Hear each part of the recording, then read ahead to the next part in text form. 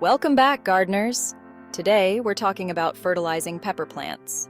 Whether you prefer organic or chemical fertilizers, feeding your peppers at the right time is key to promoting healthy growth and abundant fruiting. Organic fertilizers, such as compost, worm castings, and fish emulsion, are great natural options for feeding peppers. These enrich the soil with nutrients while improving its structure and long-term fertility. Apply organic fertilizers during planting, and again when your pepper plants begin to flower. If you prefer chemical fertilizers, look for a balanced fertilizer, such as a 5-10-10 formula, which provides a boost of phosphorus and potassium to encourage fruiting.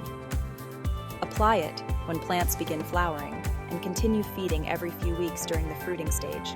But be cautious not to over-fertilize, as it can lead to excessive foliage and fewer peppers. The best times to feed your peppers are during key growth stages, when transplanting, at the start of flowering, and again as the fruit develops.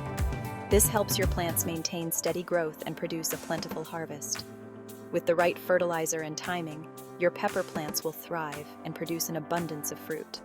Stay tuned for more gardening tips, and don't forget to like, comment, and subscribe for more advice. Happy growing,